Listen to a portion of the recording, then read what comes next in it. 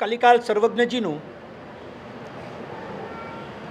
આચાર્ય ભગવંતે નામ લીધું એટલે આજના પ્રવચનની શરૂઆત કલિકાલ સર્વજ્ઞ હેમચંદ્ર સુરીશ્વરજી મહારાજના યોગ શાસ્ત્રથી આપણે કરીએ. અદ્ભુત ગ્રંથ કલિકાલ સર્વજ્ઞ હેમચંદ્ર સુરીશ્વરજી મહારાજે યોગ શાસ્ત્ર નામનો બનાવ્યો.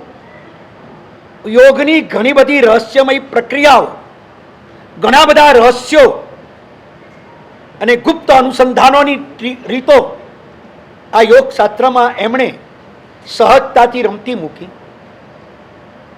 યોગની દુનિયાનો માસ્ટરપીસ કહી શકાય એવો આ ગ્રંથ જેનું નામ છે યોગ શાસ્ત્ર. આ યોગ શાસ્ત્રની અંદર હેમચંદ્ર સુરીશ્વરજી મહારાજે શ્રાવક જીવન માટે અદ્ભુત વાત લખી કે શ્રાવકનો દીકરો એ જીવનની અંદર ભીખ માંગતો ન હોય. ભીખ માંગે એને માટે પણ કલંક અને સમાજ માટે પણ કલંક. શ્રાવકના દીકરાએ પોતાનું જીવન જાત મહેનતે જીવવાનું હોય, પોતાની મહેનતથી એને રોટલો રળવાનો હોય.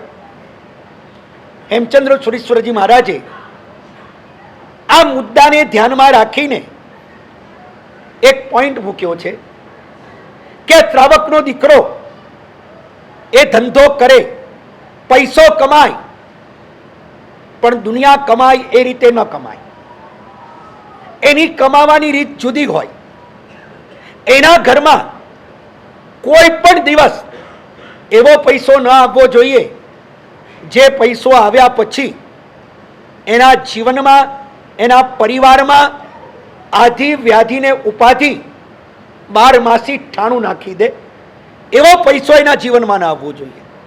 અને એને માટે એમણે એક પદાર્થ લખ્યો, એક પોઈન્ટ લખ્યો કે શ્રાવકના ઘરમાં પૈસો આવે એ કેવો હોવો જોઈએ? તો કે ન્યાય સંપન્ન વૈભવ. શ્રાવકના ઘરમાં પૈસો આવે એ ન્યાયનો આપવો જોઈએ. અન્યાયનો પૈસો જૈનના ઘરમાં આપવો જોઈએ નહીં. અન્યાય કોનું નામ?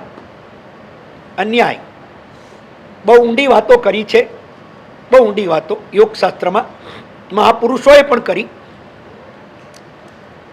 કે જે પૈસો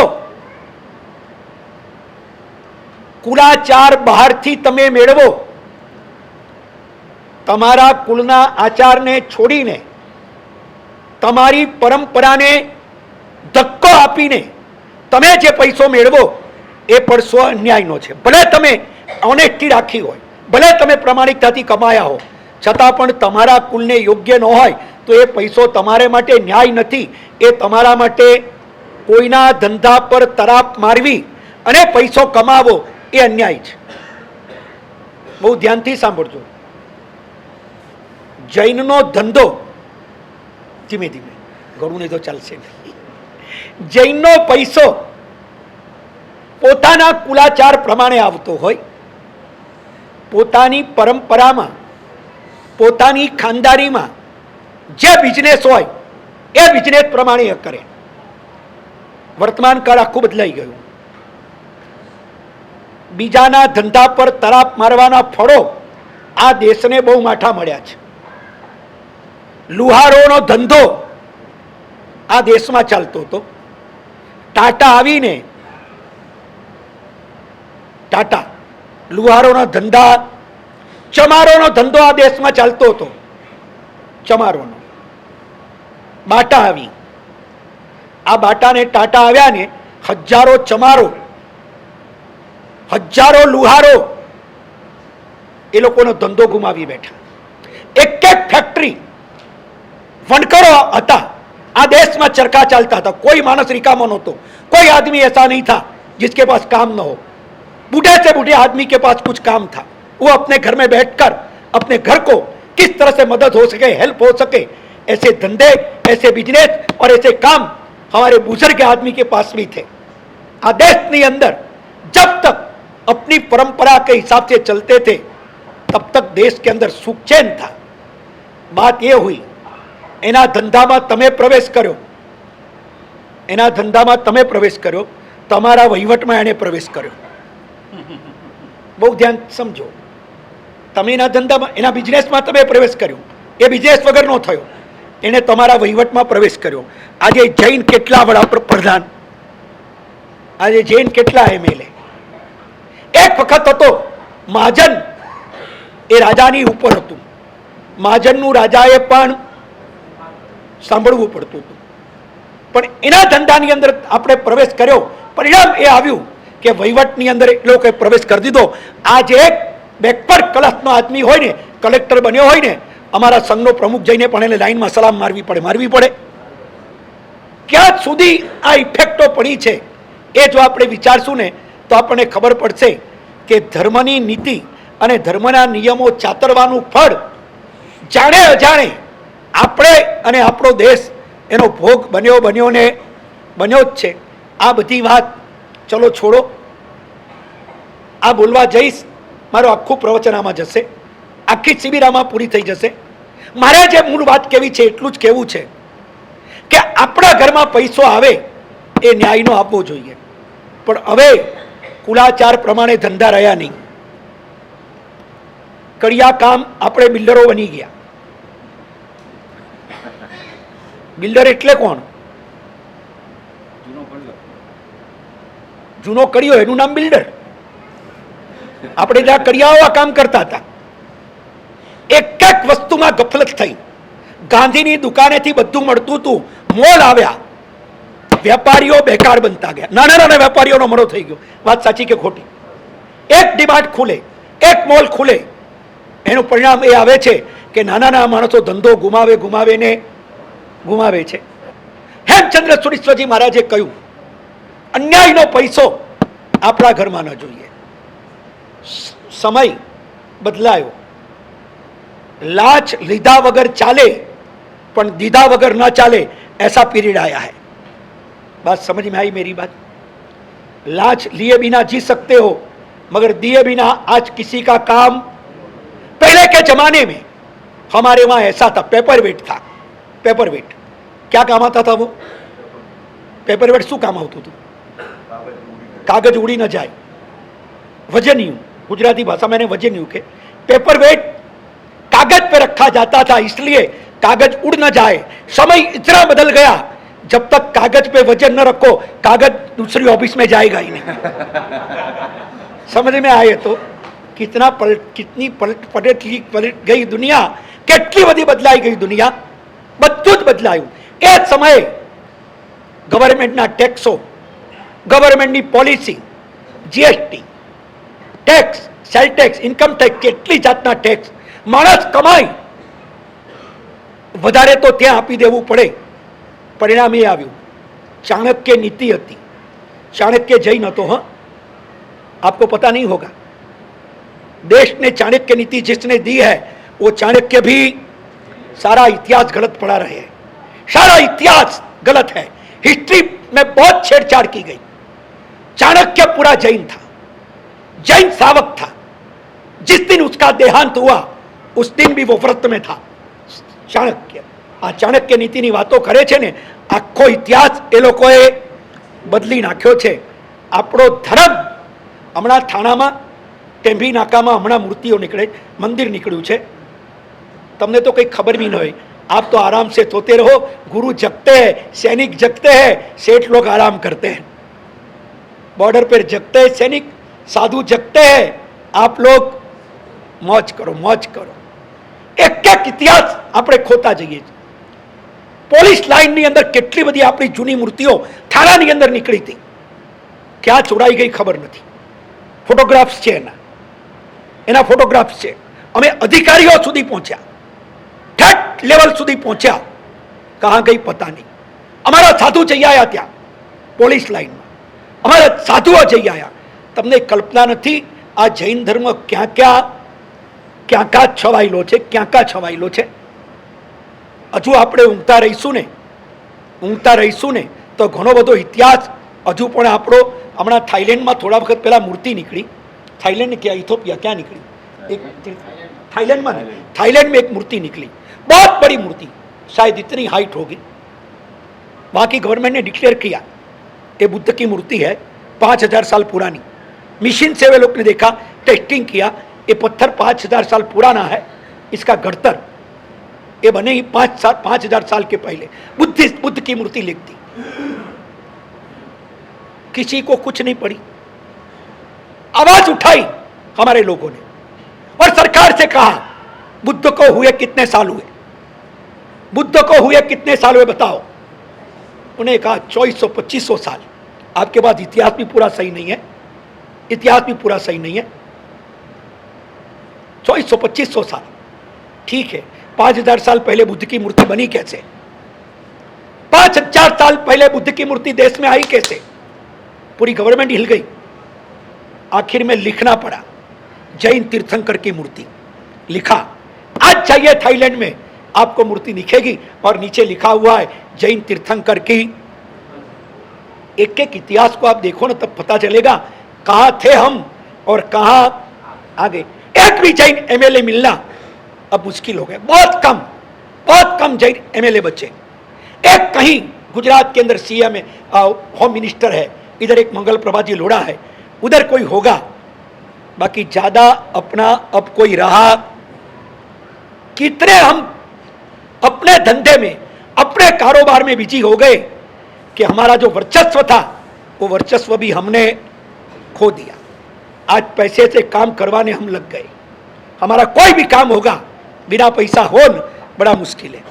बिना पैसा होना बहुत, जो समाज का वर्चस्व था, समाज की कुछ औकात थी, हम लोग ने अपनी खानदानी को, अपनी परंपराओं को, अपने बिजनेसों को और अपने धर्म को इस तरह से छोड़ दिया कि जिनके कारण जो हमारी जो प्रभा थी, हमारा जो वर्चस्व था, वो सारा का सारा वर्चस्व धीरे धीरे कम होता गया।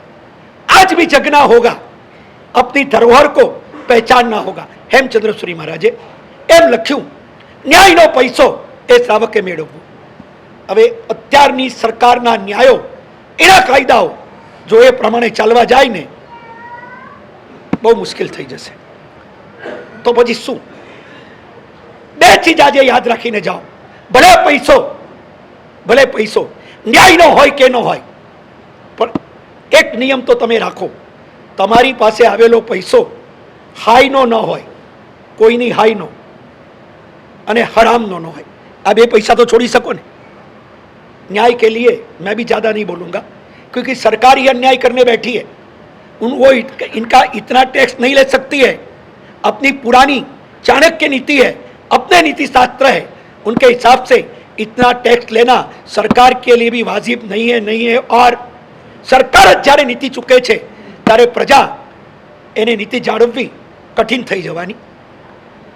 आज इतना सुन के जाओ, हमारा पैसा भले न्याय का हो या न हो, बल्कि किसी की हाय का और हराम का पैसा तो नहीं होना। और हाय का पैसा अगर जीवन में आ जाएगा तो क्या होगा? हम लोग मद्रास का चतुर्मास पूरा कर बेंगलोर की ओर जा रहे थे। मद्रास चेन्नई के चातुर्मास के बाद करीब 55 साल से ज़्यादा उनके पहले की बात है। 55 साल 50 वर्ष थी, 55 साल पहले की बात। हम लोग मद्रास से बेंगलोर जा रहे थे। मद्रास का चतुर्मास पूरा हुआ और हम लोग बेंगलोर के चतुर्मास के लिए रवाना हुए। रोज के 20 किलोमीटर, 15, 20, 25 किलोमीटर सुबह शाम बेंगलोर से आए, वापस मद्रास चतुर्मास के लिए जा रहे थे। रास्ते के अंदर बड़ा घाट आया, बड़ा घाट जिनका नाम था पेरनापेट। घाट के ऊपर एक गांव था। घाट चढ़ने के बाद वो गांव में जाना, हम लोग बिहार में गए पेरनापेट। जब पेरनापेट गए, रास्ते से चलते थे तो पूरे रास्ते के अंदर हड्डी, पंखे, कटे हुए पेड़, ये डुक्कर के, भुंड के, जानवरों के सारे मांस बिखरे पड़े थे रास्ते के अंदर ही। पूरा रास्ता हमने काटा, दोनों और कत्ल खाने बूचड़ खाने चालू थे। हम लोग गए गांव में, जैनियों के 30-35 घर भी होंगे, रंग बसेरा वहीं करना था, लंबा विहार था, बड़ी सफर थी। गए वो गांव में, गोचरी के लिए निकले। गुरुदेव ने मुझे आदेश दिया, तू जा गोचरी। मैं गोचरी के लिए भिक्षा के लिए निकला। एक घर गया, बापजी पधारो, बापजी पधारो। मारवाड़ी समाज कोई पण गाम हशे ने मोटे भागे कोई ने कोई मारवाड़ी मळशे ने गुजराती ओछा मळे, मारवाड़ी हाँ आ धर्म ने आगळ चलावनारा मारवाड़ीओ छे, ध्यान राखजो। भले गुजरातीओ छे, कच्छ बाजू गुजराती, बाकी देशनी आखा देशमां छे ने कोई रही न सके एवी जग्याए पण धंधो करवो होय ने तो ए मरदनो बच्चो कोण होय? मारवाड़ी। हवे गया अने एटला माटे अमे विचारीए ने तो त्यां अमने लोको के मारवाड़ी के गुरु आए, हमने एम ज के मारवाड़ी के गुरु आए, ए मारवाड़ी के गुरु। अला अमे तो गुजराती ना गुरु छे, कच्छी ना गुरु, पण के हूँ कारण के मारवाड़ी एक पाणीदार माणस होय, गमे त्यां जई पाताळमांथी पण पाणी काढे ने काढे, भलभलानुं पाणी उतारी नाखे, ए मारवाड़ीओ। समझ सवाल नहीं। हवे त्यां गया, बापजी पधारो। खाटलामां एक भाई पड्या था, पेरालिसिस। बापजी दूध चाय खाखरो लीधुं, बीजे घर गयो। बापजी चाय दूध मुगरो साग है, आचार है, अथाणु आचार है। बापजी जे खपे तो लीधुं। तीजा घेर गया, बीजा घर में एक छोकरो गांडो मारी चादर खेचवा मांड्यो। मैं कीधुं साहब ठीक है, हवे गांडा ने शुं कहेवाय? कहेवाय तो कोने कहेवाय? डाया ने एम कहेवाय के वच्चेथी उठता नहीं, डाया ने कहेवाय। गांडा माटे तो कोई कायदा ज न होय। कायदा कोने होय?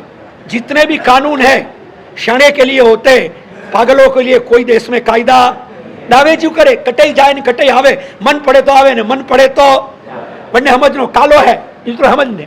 आपा छाणावो तो चुप बैठनो, जाए वन्ने जावा दो, आवे अन्ने आवा दो। पागलों के लिए कोई कानून देश में तो ये हॉल में कहां से होगा? ठीक है, अपन चले आगे चले। अब चौथे घर गया, एक भाई को कैंसर। जितने घर गया कोई ना कोई तकलीफ बेर के आया। गोचरी करने बैठे। मैंने गुरुदेव से कहा कि गुरुदेव पहला गांव देखा, 10-15 घर जाके आया, घर तो बहुत है, 10-15 घर गया, हर घर के अंदर कोई ना कोई बीमारी, कोई पागल, कोई अंधा, कोई लूला, कोई लंगड़ा। किसी के घर के अंदर देखे तो बीमारी के सिवाय कुछ नहीं दिखता। उदासी पूरे घरों में है, एक भी घर में ऊर्जा नहीं है। हम लोग खाना खाने बैठे, गोचरी करने बैठे। गोचरी तो ठीक वही रोटी थी, मगर मूड नहीं था। दोपहर को वो लोग आए कि बाप जी व्याख्यान रखनो है। मैं कहते दिमाग ठिकाने कोनी ने व्याख्यान कटे राखो। બધું કે મોડે તો ન કહેવાય, આ તો મનમાં સમજાય, એને ન કહેવાય કે મગજ ઠેકાણે નથી અમારું। મેં કીધું કોણ આવી વ્યાખ્યાન में? બાપજી સબ આવોગે। અને બાપજી જત્રા આવે અત્રા, આપ દોડ અટે સાધુ કમ આવે? હું ઠીક હે રાખો। 2:30 વાગે વ્યાખ્યાન રાખ્યું, આવ્યા, આખું ગામ આવી ગયું। એમાંય પેલા પેરેલિસિસ વાલા એવાને લઈને આવ્યા, ગાંડાને લઈને આવ્યા, જે આइटम હતી બધી લઈને આવ્યા। व्याख्यान पूरा हुआ। फिर मैंने वो लोग से पूछा कि हर घर के अंदर बीमारी, हर घर के अंदर तकलीफ, कोई ना कोई मरीज, बाप जी सब घर में है, कोई खरो, एक घर बच्चियों को नहीं। मैं कहूँ तुम्हारो धंधो शू? मैंने उनको पूछा आपका बिजनेस क्या है? बाप जी कोई नहीं, अटे धीरधार करो, ब्याज में पिया दो, ब्याज रा पिया दो, अने ब्याज लो, पिया ब्याज माते दो। ठीक है। मेरे को ब्याज में लेने कौन आता है? अवे सांभळजो, कौन लेने आता है? बाप जी अटे तो धंधो धमधोकार है, गांव वाला दो।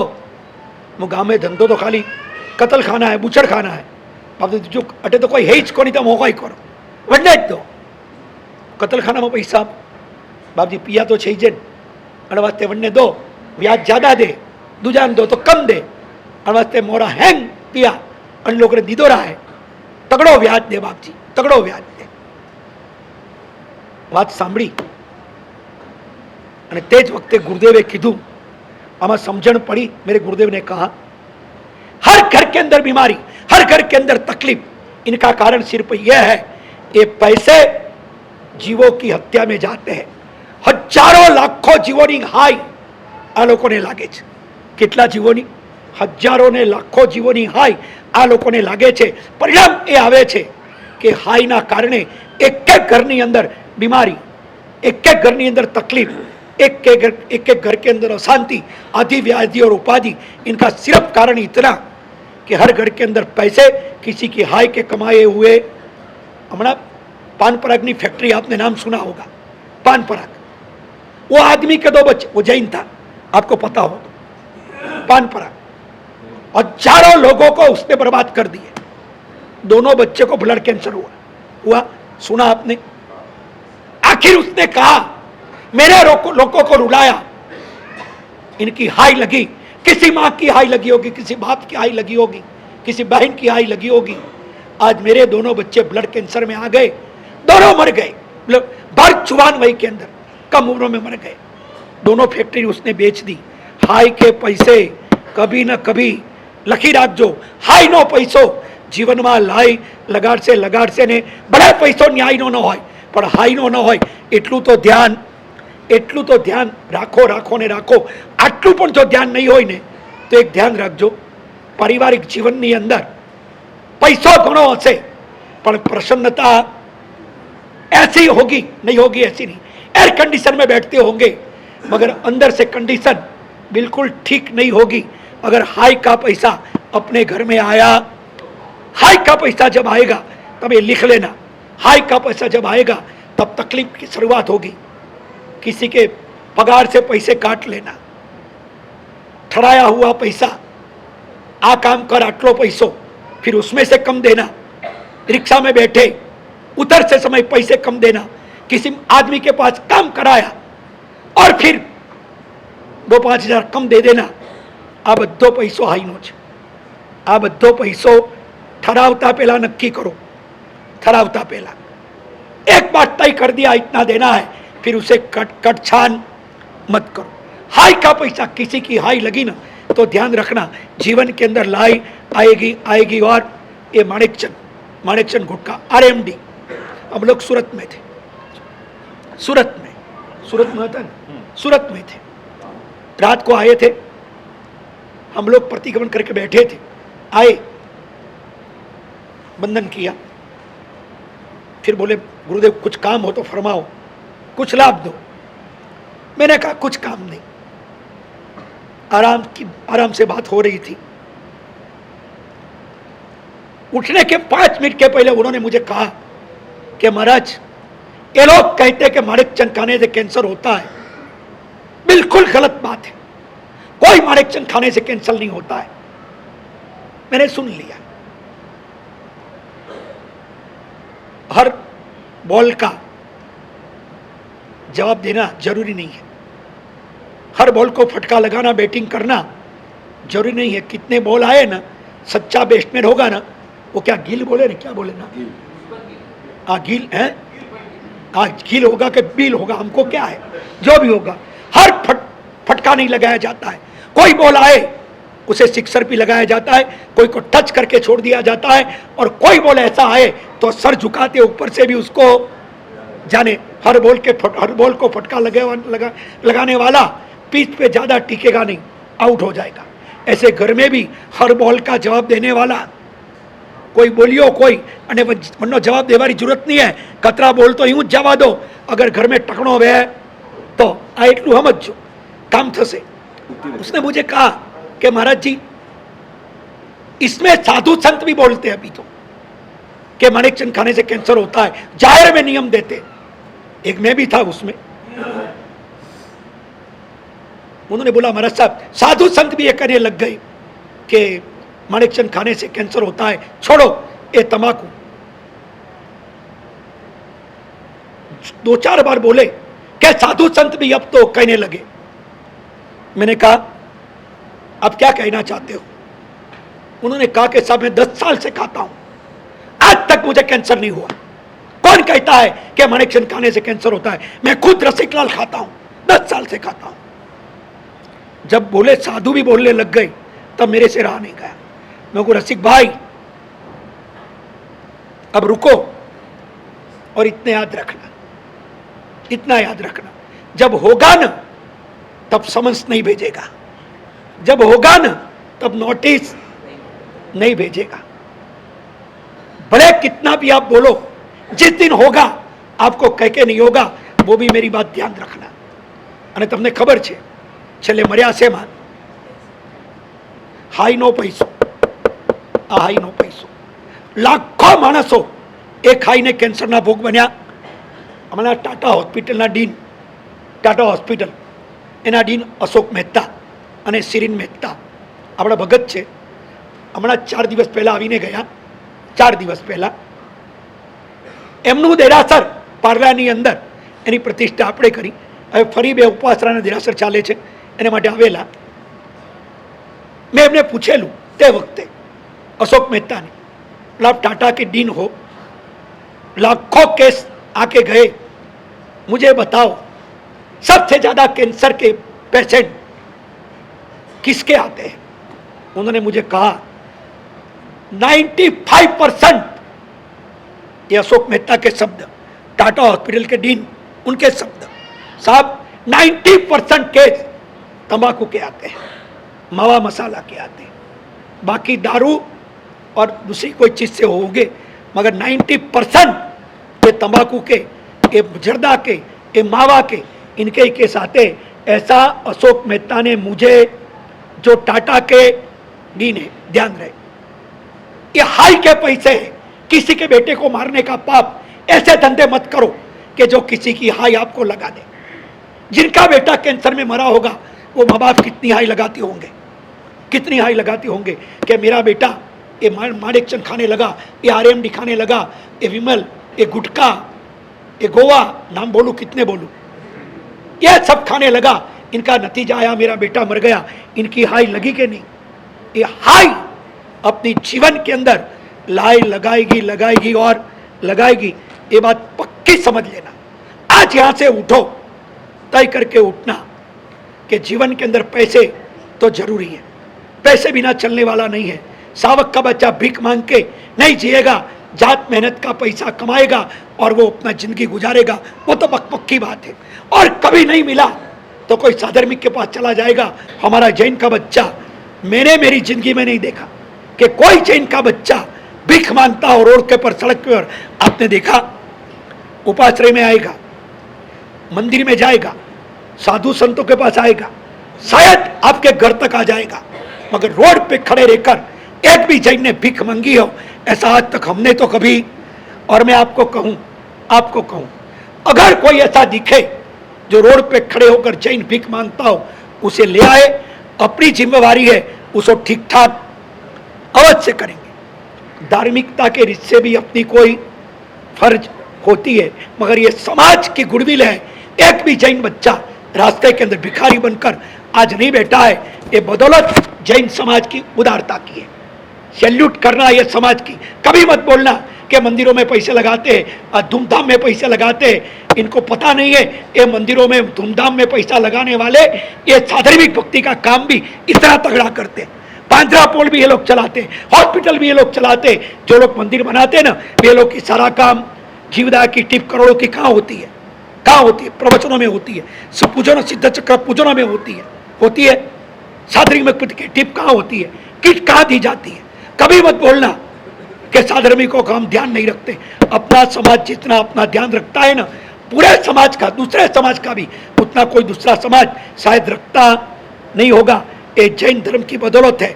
फिर से एक बार कहूँ, पैसे चाहिएगे वो तो हमें भी पता है, मगर इतना रखना, हाई के पैसे तो अपने घर में ना आए उतना तो ध्यान रखना और रखना।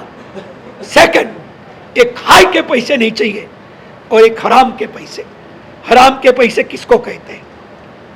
जिनके पर आपका हक नहीं है, जिनके पर आपका अधिकार नहीं है, कुछ लेना देना नहीं है, और आप जो पैसे ले लेते हो उसे कहते हैं हराम के पैसे। मेरी बात समझ में आई? जिनके पर आपका अधिकार नहीं है, जिनके पर आपका कोई ताल्लुक भी नहीं है, ऐसे पैसे दबा देना उसे कहते हैं हराम के पैसे। बाजार में भेलसेल करके माल बेचना हराम के पैसे। पड़ीके के बदले करना, जीरम और रागी वाला माल किसी को पधरा देना, वो भी हराम का पैसा। जो पैसे आपके हक के नहीं है और जो पैसे आप दबाते हो उसे कहते हैं हराम के पैसे। समझ में आई बात? ना समझ में आए तो पूछना।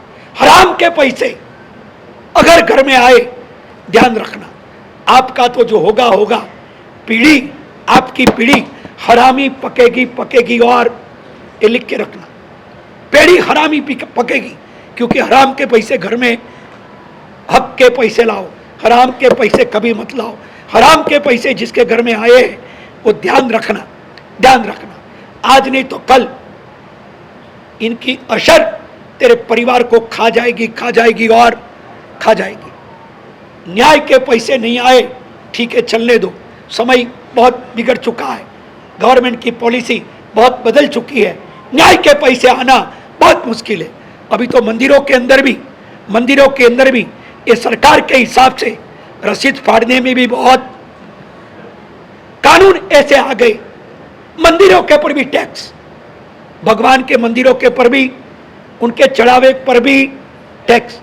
गवर्नमेंट की नीति रीति इतनी बदल गई है कि जिनके कारण हमें आज ये कहना पड़ा कि आपके घर में हाय और हराम के पैसे नहीं आए, उतना ध्यान रखो। मेरे गुरुदेव एक बात कहते थे, मेरे गुरुदेव हराम के पैसे के लिए गुरुदेव एक बात कहते थे।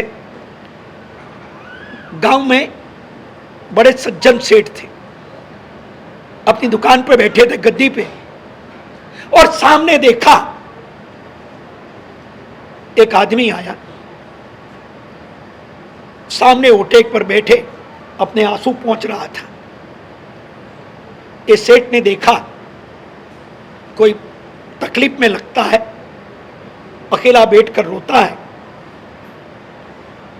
गद्दी से उठे सेठ, वहां गए, उसकी पीठ थपथपाई और कहा कि भाई क्या तकलीफ है। उसने ऊपर देखा, रो पड़ा, धंधा चौपट हो गया है, गांव छोड़कर दर दर भटकता हूं, लाइन नहीं है कोई, कल का भूखा हूं। सेठ ने जिमाया उसको और कहा आजा मेरी दुकान पर, आजा। अपनी दुकान पे रखा। 1 महीने के अंदर सेठ ने देखा कि आदमी में हुनर है, आदमी में कुछ तो है, ताकत कमाने की इनके अंदर ट्रिक तो है। उसने कहा देख, एक दुकान बंद है मेरी, मैं तुझे देता हूं, अपना बिजनेस चालू कर तू, अपना बिजनेस, तेरे पास होशियारी है, बिजनेस की पॉलिसी ठीक तरह से तू समझता है, अभी तो मैं देता हूं, ले ले, धंधा कर। ऐसे भी होते हैं लोग, ऐसे भी लोग होते हैं अपनी दुकान खाली कर कर किसी को धंधे के लिए, और ऐसे भी होते हैं खाली करा कर रोड पे लाते हैं। मेरी बात समझ में आई? ऐसे भी लोग होते हैं कि जो खुद की दुकान खाली कर कर उनको देते। अहमदाबाद में बनी हुई घटना है, 40 लाख रुपया एक जैन भाई एक भाई से मांगता था, 40 लाख रुपये, कम नहीं। 1 साल तक उसने ब्याज देना बंद कर दिया। तभी अपना जैन नौजवान उसके घर गया और कहा पैसे, ब्याज भी नहीं आता है, मेरे पैसे का क्या। सामने देखते हैं उसकी पत्नी ध्रुसती है, उनके बेटे रोने लग गए, और यह जो आदमी था उसने हाथ जोड़कर कहा भैया खाने की भी पैसे नहीं बचे हैं, तो ब्याज कहां से दो, कहां से दो? कुछ नहीं है, दे नहीं सकता हूं और कल भी दे सकूं ऐसा लगता नहीं है। अगर भगवान ने दिया तो दूध से धोकर दूंगा, पैर पकड़ता हूं आपका। उसने कहा पैर पकड़ने की जरूरत नहीं है, जरूरत नहीं है। तेरे चेहरे से लगता है कि तेरे पास कुछ नहीं है। तू मंदिर के पास रहता है, साबरमती में रहता है, मंदिर के पास साधु साध्वी बहुत आया जाया करते हैं। एक काम कर, एक काम कर, तू दुखी हुआ, तेरा पुण्य खत्म हुआ, तेरा पाप का उदय आया, तू दुखी हुआ, तू खाने से मुंहचाच, कल का शाम का भी तूने क्या खाया होगा तू जाने। ये देखता हूं तेरी पत्नी सूख गई है, बच्चे मायकांगले है नहीं तेरे पास, मुझे भी पता लगता है। एक काम कर, 6 महीने तक चले, इतना सीधा सामान शाम को आ जाएगा। ये 2 लाख रुपये ले, बनेली घटना कहूं छू, बनेली, ये 2 लाख रुपये ले, छोटा मोटा धंधा करना, अभी आगे हिम्मत मत करना, पापोदय चलता है, उसके अंदर अगर गया ना तो साफ हो जाएगा। धीरे धीरे कर, अगर कमाने लगे तो समझना तेरा पुण्योदय चालू हुआ है। अगर 2 लाख में से जाने लगे ना तो समझना अभी तेरा पुण्योदय आया नहीं है। अच्छे दिन अभी आए नहीं है, अच्छे दिन नहीं आए।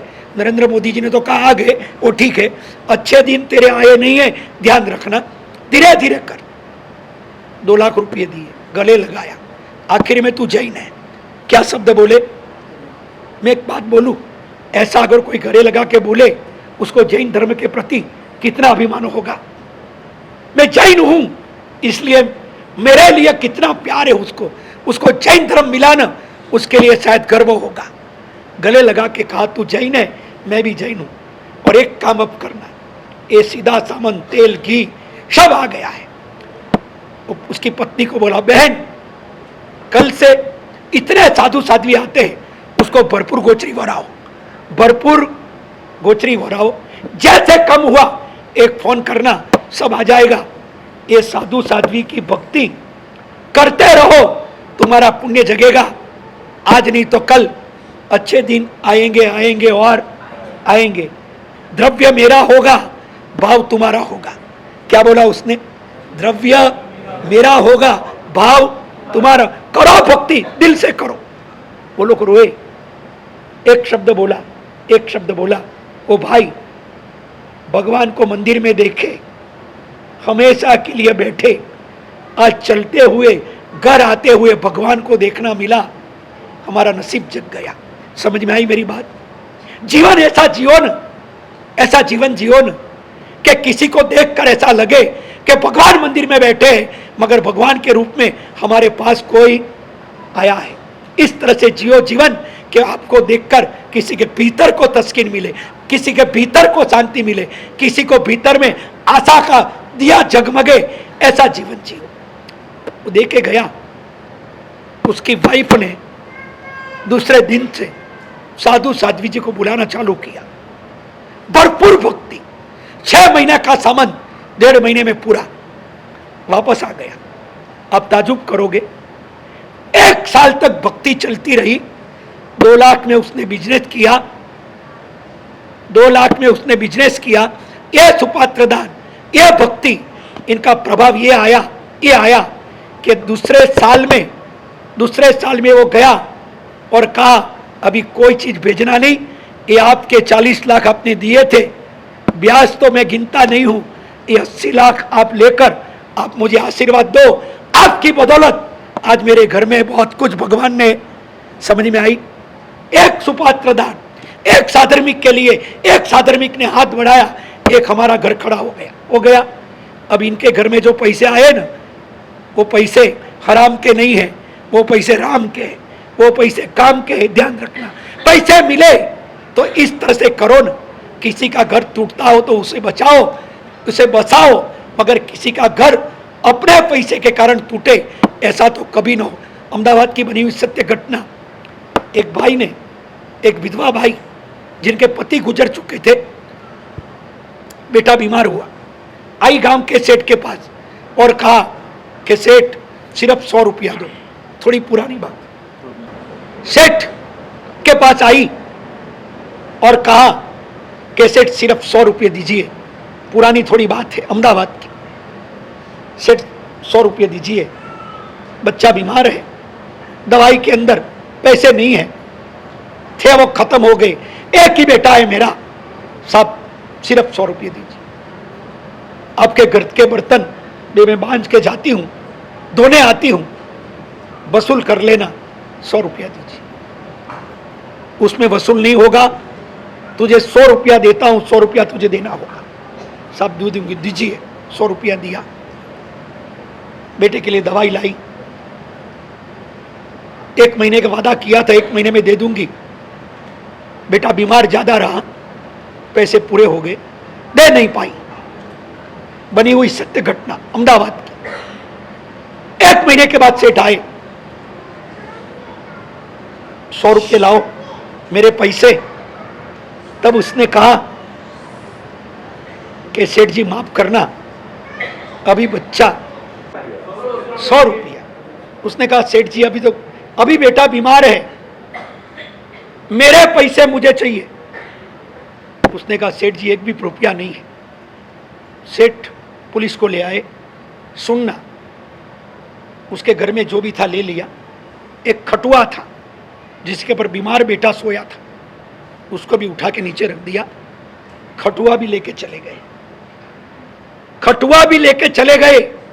वो बुढ़िया रोती रही कि सेठ जी मेरा बेटा बीमार है, खटिया मत ले जाओ, मत ले जाओ सेठ जी।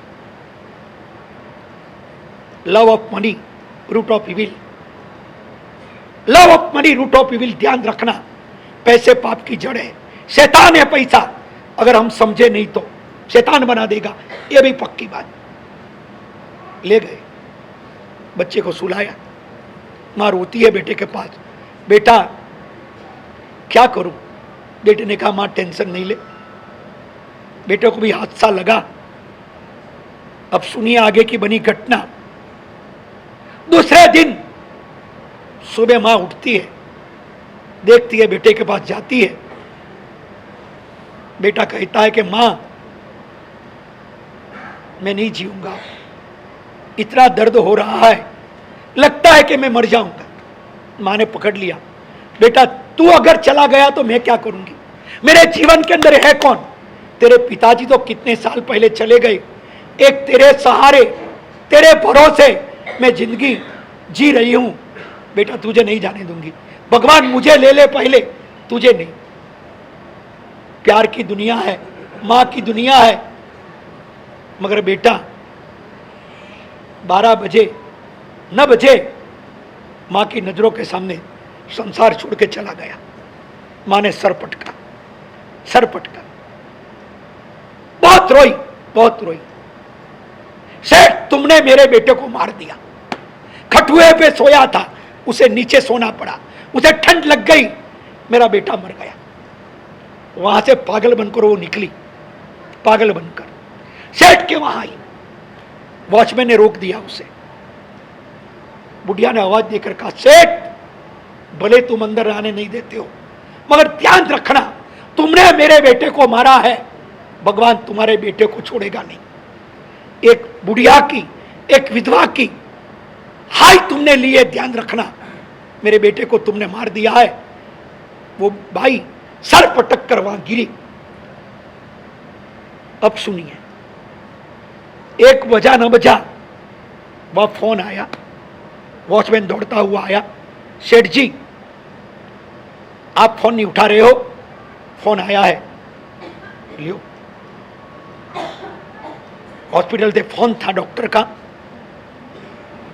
कि स्कूल से आते हुए ये नाम के लड़के को ट्रक ने उड़ाया है, जो भी आप हो इनके रिश्तेदार इमीडिएट आओ।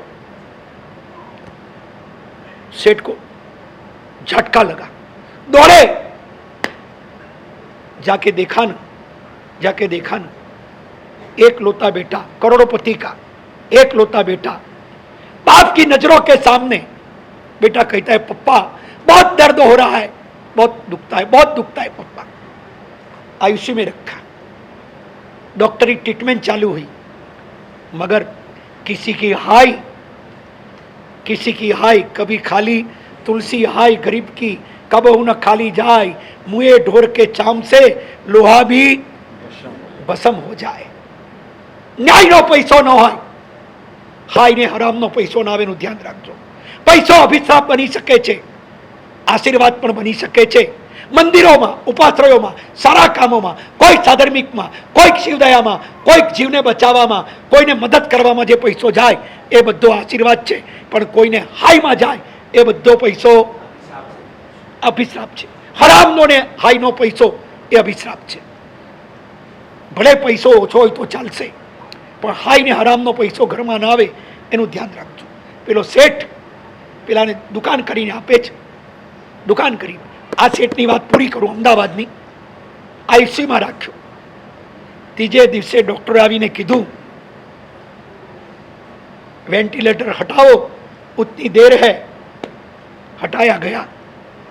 तीसरे दिन बच्चा दुनिया को छोड़कर, समझाई से मारी बात, समझाई मारी बात, કોઈને રડાવીને લીધેલો પૈસો, કોઈને ત્રાસ આપીને લીધો પૈસો, હરામનો પૈસો એ આશીર્વાદ નથી, એ અભિશ્રાપ બનશે ને હકનો પૈસો આવશે ને એ જીવનમાં મજા આપશે। હકનો પૈસો આવશે ને પરસ્પર પ્રેમ હશે, બાપ અને બેટાની વચ્ચે રામ અને દશરથ જેવો વ્યવહાર હશે। નહીં તો ધ્યાન રાખજો, હરામનો પૈસો ને હાઈનો પૈસો આવશે। આ રેમંડ શોરૂમનો માલિક વિજયપત સિંધાનિયા, ગૌતમ સિંધાનિયા, आज हालत क्या है? विजयपत सिंधानिया पप्पा અને ગૌતમ સિંધાનિયા એનો દીકરો, क्या हालत है, क्या हालत है? किसी को रुला के लाया वो पैसा, हराम का पैसा, आज नहीं तो कल अभिश्राप बनकर जिंदगी को बर्बाद करेगा करेगा और करेगा। पेला सेठ पेला ने दुकान आपी और कहा धंधा कर। होशियार आदमी था, बड़ा बिजनेसमैन था, दिमाग था। धंधे के अंदर 6 महीने के अंदर सेठ से कहा कि सेठ दुकान की कीमत बोलो। सेठ ने कहा तुझे जो देना है देन। सेठ अब पूरी कीमत दे के लेना है। दुकान ले ली, बिकत। 1 साल के बाद इतने पैसे आ गए, इतने पैसे आ गए कि मार्केट के उनका नाम आ गया, मार्केट में उनका नाम बुलाता हो गया। मगर कितना भी वो पैसा कमाया, मगर पुराने लोग और पूरा मार्केट, पूरा बाजार, वो तो ये सेठ का ही गुणगान गाते हैं। सेठ कितने महान, ये आदमी को उसने खड़ा कर दिया। और सेठ कितने गुणवान है, किसी को भी जरूरत पड़े बाजार में सेठ हमेशा हमदर्द बनकर खड़े रहते हैं, हमदर्द बनकर खड़े रहते हैं। सब लोग सेठ की तारीफ करते हैं। चैम्बर ऑफ कॉमर्स के प्रेसिडेंट भी उनको ही बनाए।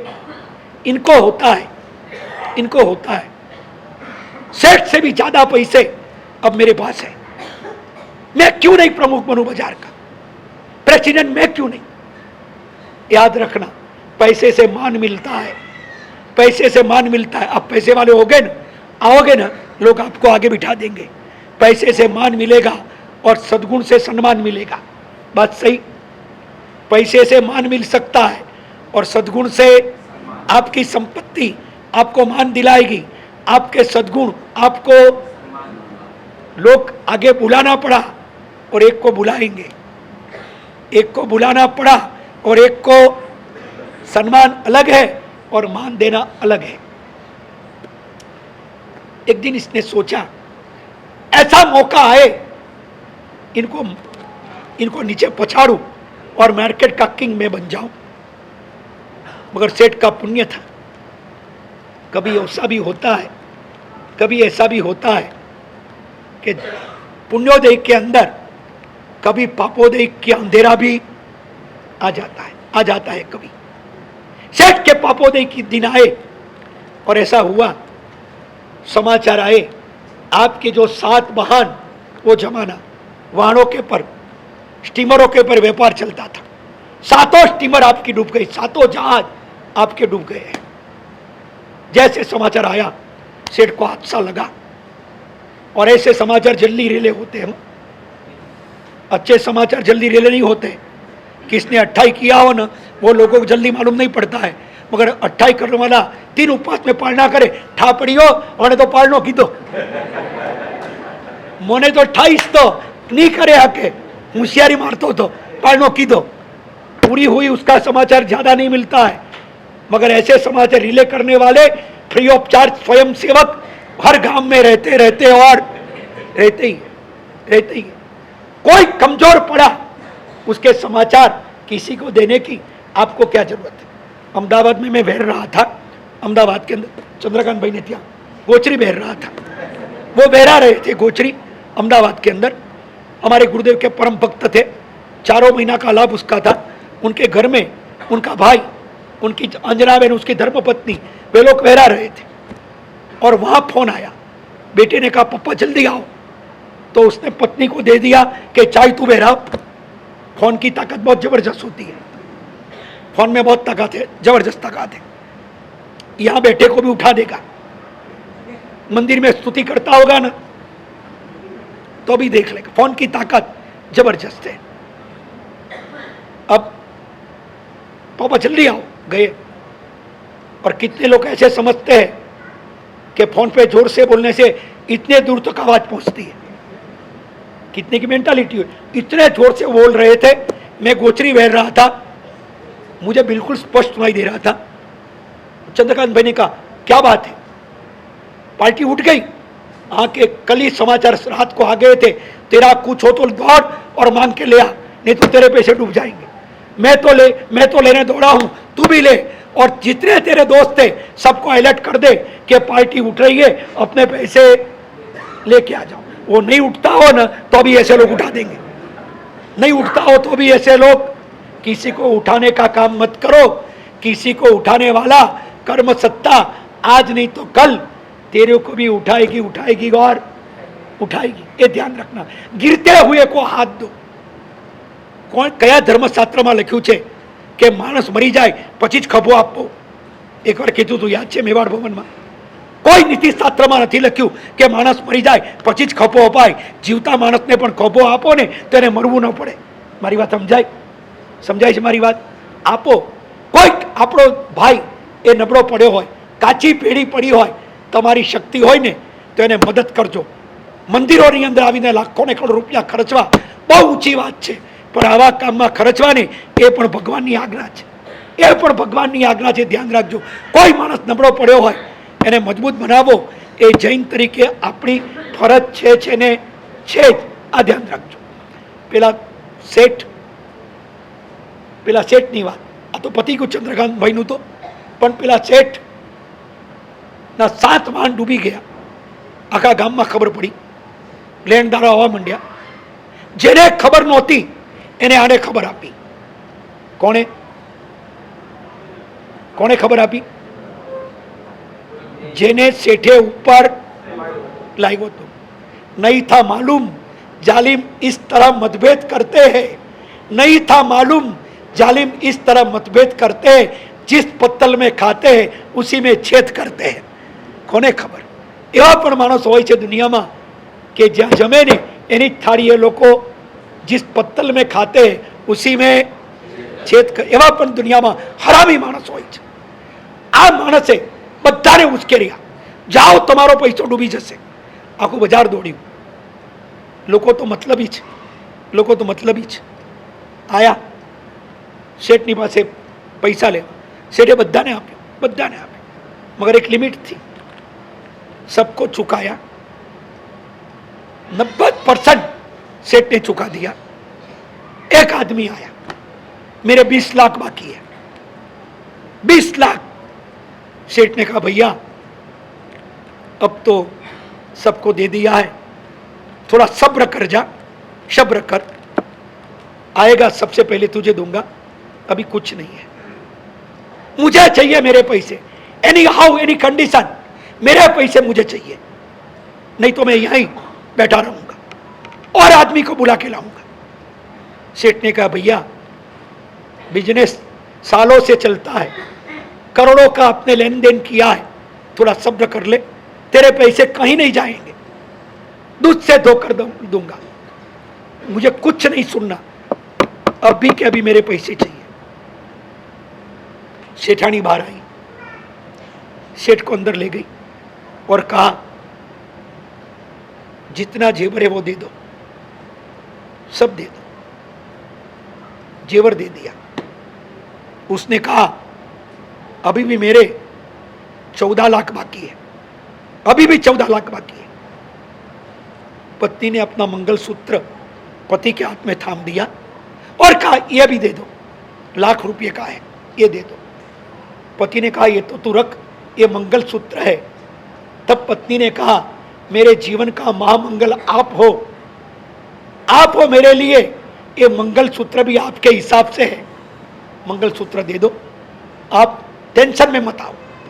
मंगलसूत्र दे दिया, उसने ले लिया उसने, अभी भी मेरे पैसे बाकी है। सेठ ने कहा अब तो कुछ बचा नहीं है, देख ले पूरा घर, मैं कुछ नहीं जानू, मुझे चाहिए मतलब चाहिए। बैठ गया वहां।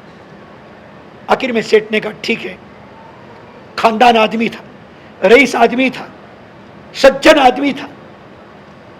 उसने देखा उनके पास जाऊं, जिसको मैंने खड़ा किया है उनके पास जाऊं, એને ખાતરી હતી હું જઈશ એટલે મને પૈસો મળી જશે। ગયા ત્યાં જઈ જેવા દુકાન પાસે ગયા, અરે પધારો શેઠિયા પધારો, મારા ધનભાગ કે તમે મારે આંગણે આવ્યા। नमन नमन में फेरे है बहुत नमे नादान, दगलबाज दूना नमे चित्ता चोर कमान। ध्यान रखना, दगलबाज दूना नमे। पधारो पधारो सेठिया। आईवा केम आपू थयु बोलो, मने बोलावो तो ने हूँ आवी जात, आपको तकलीफ देने की क्या जरूरत थी, आपने तो मुझे बाजार में खड़ा किया है, आप क्यों आए। सब था तो वन्ने अने हेंग हूँ तो उल्टो धंधो कीधो है, हेंग मनक ने चढ़ावारो का मने ज कीधो है, पर कतरी होशियारी मारे रही है कि सेठ जी मुँह आवतो आप बुलाया बता दो। कोई बात नहीं, 20 लाख रुपये चाहिए।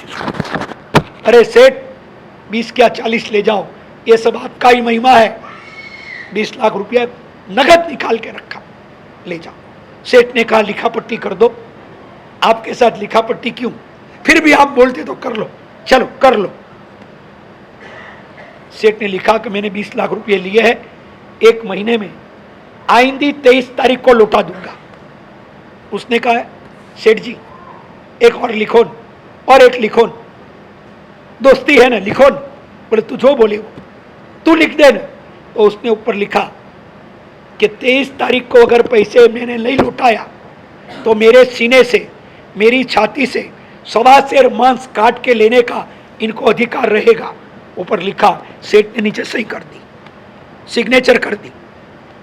सेठ समझते कि मजाक है, ये तो मस्करी है, ऐसा कोई थोड़ा लिखा था, और ये आदमी को तो मैंने खड़ा किया। बोले थे सेठ, बोले थे। 20 लाख रुपये लाए, वो आदमी को 20 लाख रुपये दे दिए, सोना ले लिया वापस, मंगलसूत्र ले लिया, आदमी को भेजा। सेठ अब सोचते हैं 23 तारीख का वादा है, कैसे होगा। भगवान के पास गए, जैसे भी महाराज जी ने कहा ना, वो शक्ति सिंह की बात, ऐसी घटना यहां हुई। महाराज जी के पास मंदिर उपाश्रय में गए, मंदिर में गए, उपाश्रय में गए, कोई गुरुदेव थे, कोई गुरुदेव थे। गुरुदेव कोई भी हो हमारे होते हैं। मेरी बात समझ में आई। कच्छी होय, मारवाड़ी होय, गुजराती होय, इवन राजपूत होय, अजैन होय, પણ એ જો ભગવાન મહાવીરનો વેશ લઈને બેઠા હોય તો અમારે માટે તો નમો લોએ સાધુ, कोई भी साधु थे। गए, हाथ जोड़कर कहा गुरुदेव मंगलिक सुनाओ। आंखों में से आंसू आ गए। गुरुदेव ने कहा कि भैया कोई तकलीफ है भाई, कोई तकलीफ है, बात बताई। ऐसी ऐसी बात है, 23 तारीख को 20 लाख देना है, और 2 दिन तो निकल गए और कोई रास्ता तो दिखता नहीं है, कोई आसार, कोई इशारा भी नहीं है, कहाँ से आएगा पैसा। बोले एक काम करो। तब गुरु महाराज ने उनको कहा एक काम करो, एक अमिल करो, एक अमिल करो, और इस तरह से भगवान का, पारसनाथ दादा का जाप करो। एक कामिल और ये पारसनाथ दादा का ये जाप आप करो। भैया हिम्मत रखना, आकाश के अंदर आज तक हजारों साल से आज तक जितने भी बादल आए हैं, एक भी टिका है? एक भी टिका है? बोले साहब बादल कहां टिकते? जैसे बादल परमानेंट नहीं होते हैं, इस तरह से जीवन की मुसीबत भी परमानेंट नहीं होती है। बादल आया है, कल बादल, हिम्मत मत हार, हिम्मत मत हार। कैसा भी दिन होगा निकल जाएगा। पतझड़ है वहां बाहर भी आएगी, अमावस्या है वहां पूनम भी आएगी। हिम्मत मत हार, हिम्मत मत हार मुसाफिर, जहां गम है वहां खुशियां भी आएगी। हिम्मत मत हार। आज का दिन जाने दे, आमिल कर, पार्श्वनाथ भगवान का जाप कर और इस तरह से इसका पुष्प चढ़ा। उसने आमिल पचखान कर लिया। गुरुदेव ने कहा था इस तरह से फूल ले आए सेठ, भगवान की दिल से भक्ति की, दिल से भक्ति की। घर गए, पति ने कहा चलो खाना खा ले। कहा मुझे आमिल है। आज क्यों आमिल? कल तो आपने पूरा खाया नहीं था शाम को, आज क्यों आमिल? पत्नी रो पड़ी। तब उसने कहा उपाश्रय में गया था, नौकारसी का पचकान लेना था। एक साधु महाराज, गुरु महाराज मिल गए। मेरी आंखों में मंगलिक सुनते आंसू आ गया और करुणा सागर गुरुदेव ने मंत्र दिया और पारसनाथ भगवान की प्रतिमा की पूजा करने को कहा। मैं गया मंदिर में, आमिल किया, पूजा किया और अब आया हूं। गर्म पानी तो बना दे और आमिल करा दे। आमिल कराया। ताजुब लगेगा आपको, होता है क्या?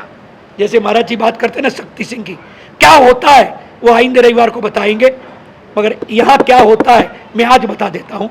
मैं इनके जैसा उधार रखने वाला आदमी नहीं हूँ। अपने पास है तो दे दो ना, क्यों बाकी रखते हो? एक કેટલાક માણસની એવી ટેવ હોય, ચડાવવા બોલે ને તો એક વર્ષ સુધી ના આપે, હોય તોય ના આપે। આપણે એવું નહીં કરવું, આપણે તો ચડાવવા બોલીએ તરત પૈસા આપી દેવાના। આખીરમાં આપવાના જ છે તો 6 મહિના 2 મહિના કે 15 દાડા હું કામ જોવાના? પણ કેટલાક માણસથી પૈસો છૂટે નહીં, બોલ્યા પછી પણ છે ને વધારે ઘરમાં। मैं तो ऐसा आदमी हूँ, बोले तो दे दो, मैं तो कहानी आज पूरा कर दूंगा।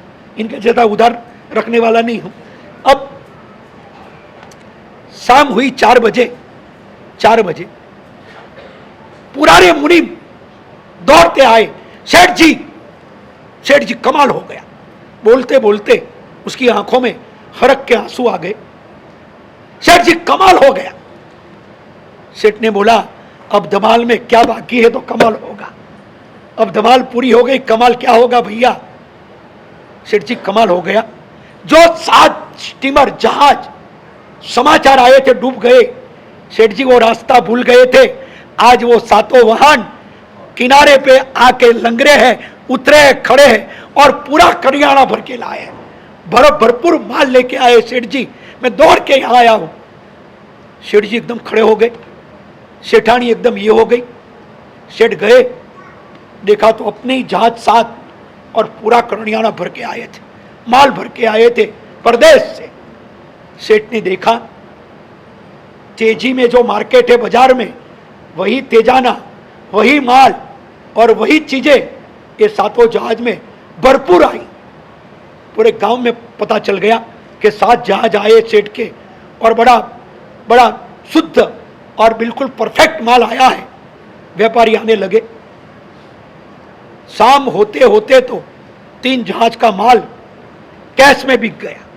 कैश में 1 करोड़ रुपया आया। कितना? ते जमानाમાં પણ ધંધા હતા। 1 करोड़ रुपया। सेठ घर आए, पत्नी को कहा ये रुपये रख, मैं उपाश्रय में जाकर वो गुरुदेव के पास जाऊं। वो गए और कहा गुरुदेव आपने डूबती ही नैया को पार कर दिया। बोले क्या हुआ? उसने सब बात बताई। गुरुदेव ने कहा भैया ये सब प्रताप पारसनाथ और आपका खुश नसीब है। पारसनाथ भगवान के मोक्ष कल्याण के दिन एक आमिल की तपस्या का डिक्लेयर किसने किया है? सेठ जी ने कहा गुरुदेव 7 जहाज लौट कर वापस आए। गुरुदेव ने कहा सब भगवान का प्रताप है, भगवान को भूलना नहीं। सेठ घर आए, 23 तारीख को पैसा चुकाना था, 23 तारीख को। अब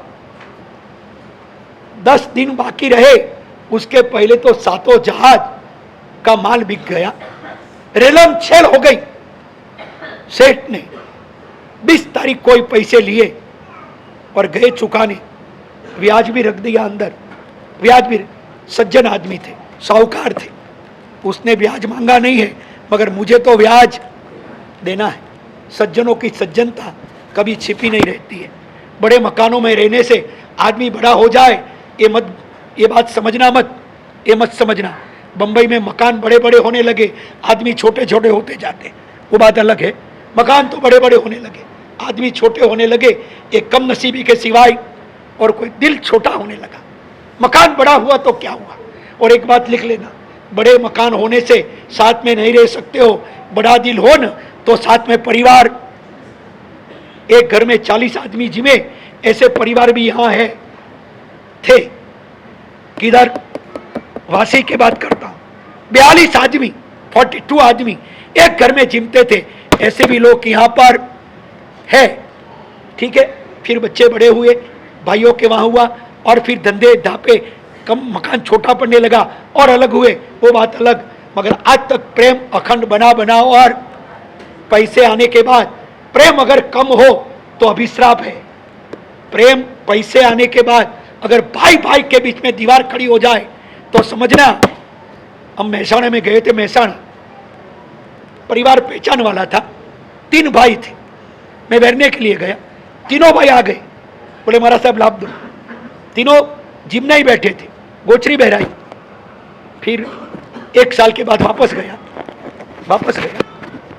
तीनों अलग अलग, एक 12 बजे, एक 11:30, एक 1:30 बजे जिमने आया। बोला तीनों साहब अब टाइम एडजस्ट नहीं होता है, दुकान में ग्राहकी बहुत हो गई, टाइम एडजस्ट नहीं होता है। ठीक है, 2 साल के बाद वापस महसाणा जाना हुआ, तीनों के घर अलग। मैंने कहा अलग कैसे हो गए तुम लोग, इतना प्यार से रहने वाले?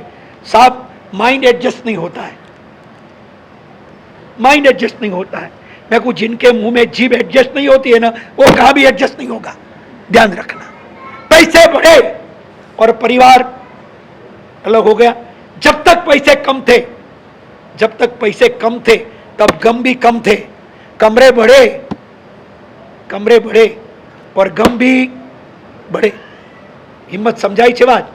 पैसो मળી જાય એ પુણ્યોદય નહીં સમજતા।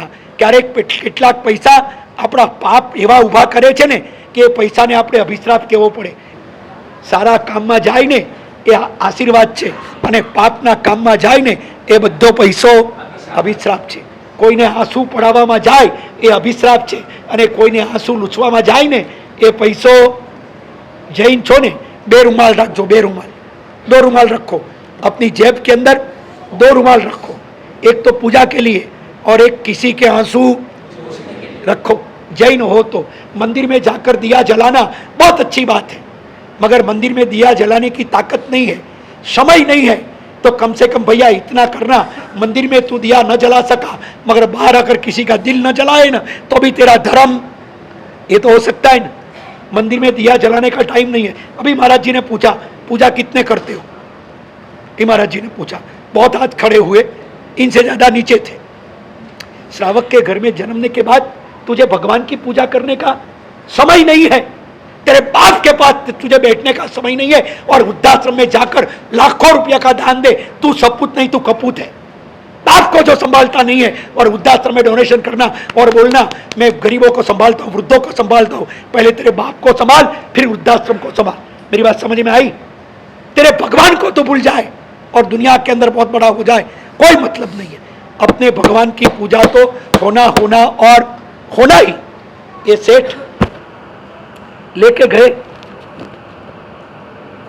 उस सेठ ने देखा वो आ रहे, पीछे के दरवाजे चले गए और आदमी को बोल दिया अभी पैसे लेना नहीं, बोलना बाद में आओ।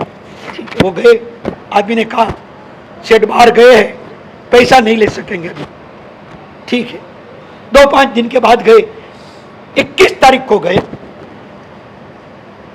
वो आदमी ने कहा कि सेठ जी बाहर गए हैं, पैसा सेठ आए तब लाओ, आप चाय पानी पी के जाओ। सेठ जी ने बोला है। 23 तारीख को गए पैसे लेकर। मुनीम जी ने कहा, मेहता जी ने कहा, मैनेजर ने कहा कि सेठ जी अभी भी नहीं आए बारगाम से, आप बाद में आओ। उसने कहा तू पैसे रख ले पैसे, मैं बात कर लूंगा, आएंगे तब। नहीं, ये जोखिम मैं नहीं लूं, आप लेके जाओ। सीखी सिखाई बात थी, बिल्कुल प्लानिंग था, ये गेम थी, ये पूरी गेम थी। पहले के लोग है ना, हम लोग छोटे थे ना, अपने नाना હતા ને તારે સંતાઈને રમતા હતા, સંતા કુકડી, બરાબર ને વિપુલ? રાજુભાઈ રમ્યા કે નહીં કોઈ દાડો? તે વખતે નાના હતા ને ત્યારે સંતાઈને રમતા હતા, પછી થાપો મારવાનો, સંતાઈને રમતા હતા। હવે આપણે મોટા થયા પછી એવું થયું રમીને સંતાઈ જઈએ, બધા આટલું જેટલું સમજાય એટલું સમજાવો, इतना फर्क आ गया। પેલો સેટ બહાર ગયો છે કે કઈ નહીં, જેમ જેમ રેવા દે, सब ठीक होगा। 24 तारीख પાછા ગયા લઈને। પેલા સેठ बैठा था, अरे आवो आवो, शू उतावड़ थी पैसा नहीं, इतने जल्दी लेके आ गए? अरे भाई 23 तारीख के बदले 24 तारीख हो गई, 3-4 बार आके गया। अरे सेठ जी तुम्हारा तो सब है, ये बदौलत सब आपकी है, क्या जल्दी थी? नहीं ले लो पैसे। पैसे लिए, रखो। कागज निकाला, सेठ जी क्या लिखा है? बोले 23 तारीख तक पैसे नहीं दूं तो सीने से सवा सेर मांस लेने का अधिकार रहेगा। आज 24 तारीख हो गई, पैसे ले जाओ। मुझे पैसे नहीं चाहिए, ले जाओ पैसे। सेठ जी के ले लो ना, मजाक मत करो, मेरे सर पे बोझ है, आप ले लो। मेरे को रात को नींद नहीं आती है 2 दिन से। पैसे किसी के घर में हो और चैन की नींद कैसे आए? चैन की नींद कैसे? आज तो बाजार में पार्टी उठे ने, એ પોતે તો બરાબર બેઠેલો હોય, આખા બજારને ઉઠાડે, ભૈયાના નામ પર પૈસા કરી દે, ક્યાંક મૂકી આવે, આખા બજારને ઉઠાડે, પણ પોતે પોતે આરામથી બેઠો હોય। સમય બહુ બદલાઈ ગયો।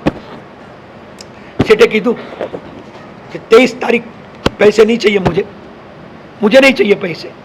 अरे ले लो, मस्ती मत करो, मजाक मत करो। ऑफिस में ग्राहकी बहुत आई है, उधर रखो, नहीं पूरी करो तो आप ले लो। उसने कहा कि नहीं, मुझे अब आपकी सीने से सवा सेर मांस चाहिए। अरे मजाक छोड़ो, नहीं लिए पैसे। कोर्ट के अंदर गया, ये कागज, ये पर्ची मुझे न्याय दिलाई है। कोर्ट में केस दाखिल हो गया।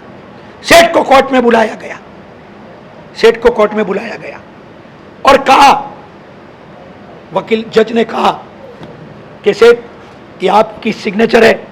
बोले हाँ मेरी सिग्नेचर है। आपका ही लिखा हुआ है? हाँ कि मेरा ही लिखा हुआ है। तो आपको कल फैसला होगा, 1 दिन का समय देता हूं, अगर हो जाए तो दोनों सेटलमेंट कर दो, नहीं तो कल कोर्ट फैसला देगी और कोर्ट कागज के हिसाब से ही फैसला देगी।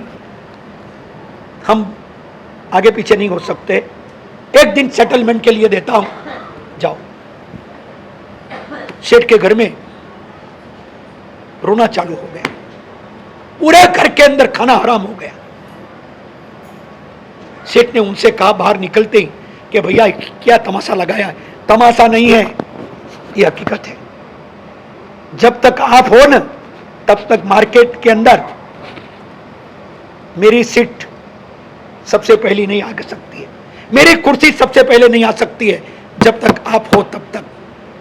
अब तो सवा सेर मांस चाहिए।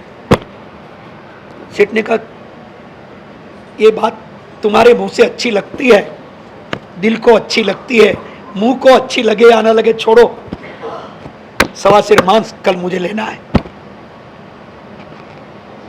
सेठ ने समझ लिया बात हाथ से निकल गई है।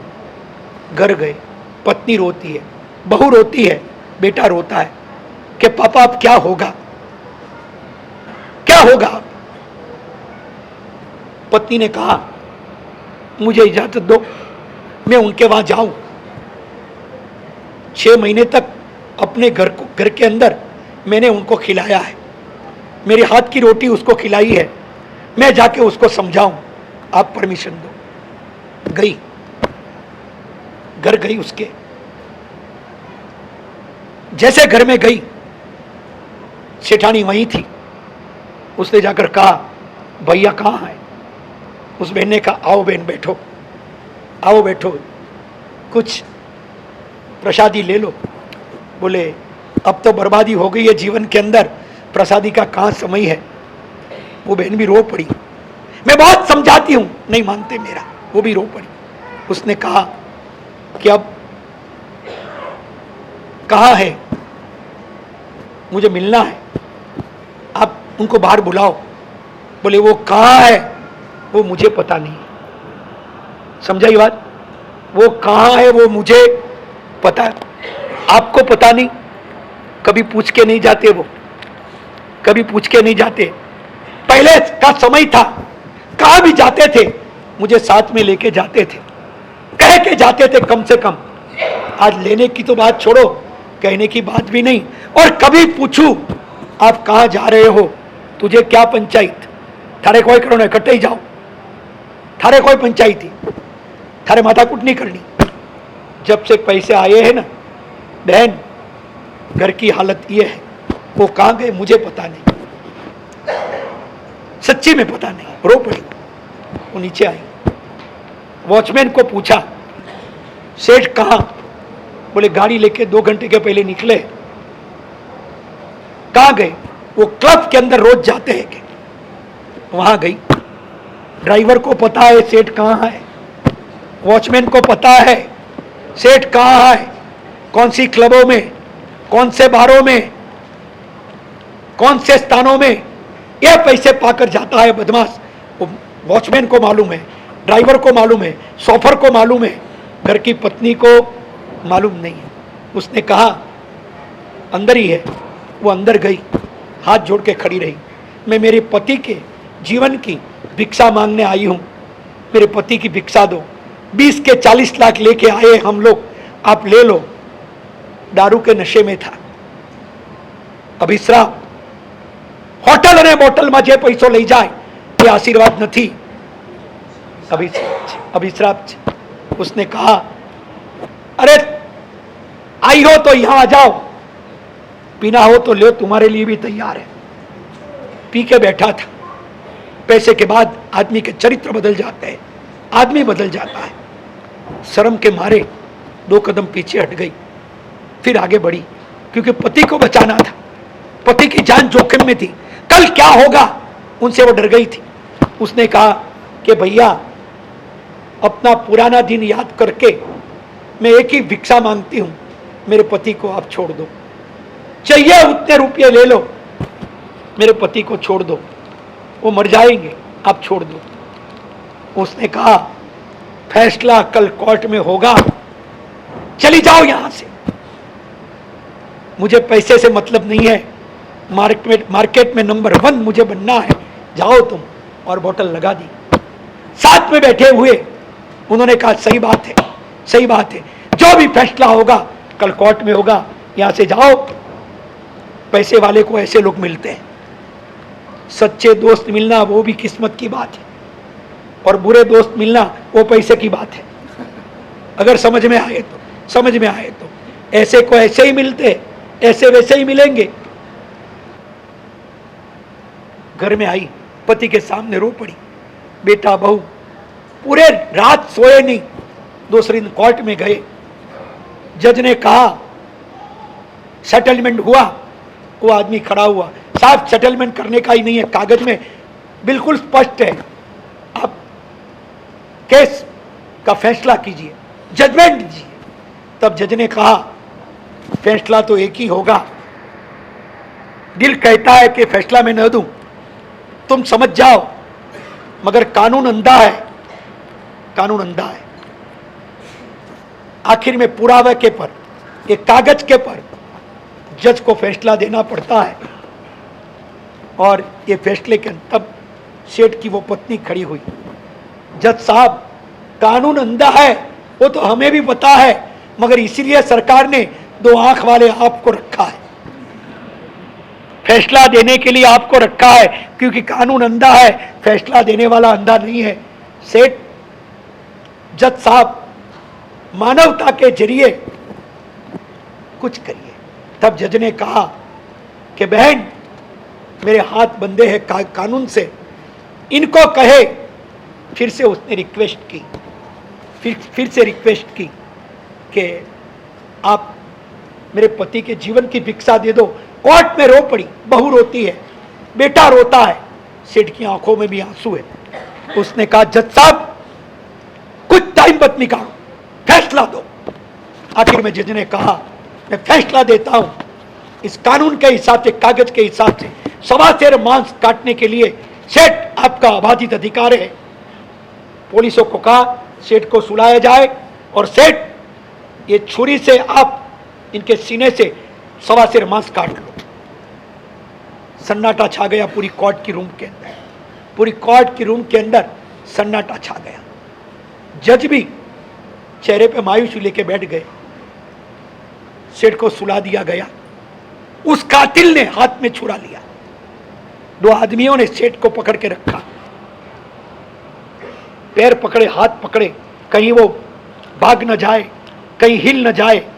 वो आदमी ने छुरा लिया, सेठ की छाती पे चढ़ बैठा, सीने पे चढ़ गया, छुरा उठाया। जज ने कहा 1 2 3 बोलूं और छुरा लगा देना, मांस काट के ले लेना। कोर्ट में सन्नाटा है। सेठानी रोती है, पत्नी रोती है, बहू रोती है, कितने सारे लोग रोने लग गए, कितने, मगर जी हजूर ये थे। सेठ को कहा सेठ, आपके ख्वाब, आपके सपने आज पूरे हो जाएंगे, आज पूरे हो जाएंगे। अब मार्केट में नंबर 1 आप आ जाओगे सेठ, मजा आ जाएगी। पापियों को कभी साथ मत दो, बुरों को कभी साथ मत दो। हो सके तो सज्जन आदमी के साथ रहो, और नहीं हो सके तो घर में बैठ के माला गिनो, आपका कल्याण होगा। मगर बुरे आदमी को साथ देने वाले, ये ध्यान रखना, आज नहीं तो कल तेरा भी बुरा होगा। और सज्जन को साथ दो, दुर्जन को कभी साथ मत दो, कभी साथ मत दो। सेठ भगवान को याद कर। पत्नी ने कहा कि प्रभु अब आप ही बचाओ। और एक बात, 2 हाथ वाला जब हमारे पर हमला कर दे, हमें खत्म करने की कोशिश कर ले, तब उनसे प्रार्थना कर लेना, ये दुनिया के हजारों 2 हाथ वाले बड़े तुम्हारे सामने पड़े हो, तुम्हें खत्म करने के लिए तुले हो, मगर जब तुमने भगवान से प्रार्थना कर ली, वो 1000 हाथ वाला तुम्हें बचाएगा और निश्चित बचाएगा, पक्की बात बचाएगा। तुम्हारी प्रार्थना में दम होना, तुम्हारी प्रेयर में ताकत होना, श्रद्धा होना, जी जान से प्रार्थना होना, सुनवाई होगी और होगी। सेठानी ने भगवान से कहा भगवान, हम निर्दोष हैं, हम मारे जा रहे हैं। जज ने कहा 1। सेठ ने छुरी को लिया, अपने जी हजूरियों के सामने देखा, सब मुस्कुराए, सेठ चलाओ। जज ने कहा 2। उसने छुरी यहां तक ला दी। जज रुके। ये चिल्लाया, जज साहब अब 3 बोलो। मेरा हाथ अब सब्र नहीं करेगा, 3 बोल दो। 1 2 तो जल्दी बोले, 3 में रुके क्यों? तब जज ने कहा फैसला सुना है ना बराबर, कि सुना है, 1.25 सेर मांस लेना है, कम लूंगा, ज्यादा नहीं लूंगा। जज ने कहा कम लो ज्यादा लो वो छोड़ो, मैं 3 बोलूं और तुम्हें मांस काटने की शुरुआत होनी चाहिए। मगर एक ध्यान रखना, कागज में लिखा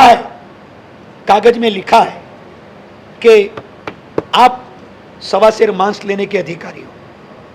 1.25 सेर मांस खुशी के साथ ले लीजिए, बस मांस के सिवाय मैं कुछ नहीं लूंगा, मांस के सिवाय कुछ नहीं लूंगा।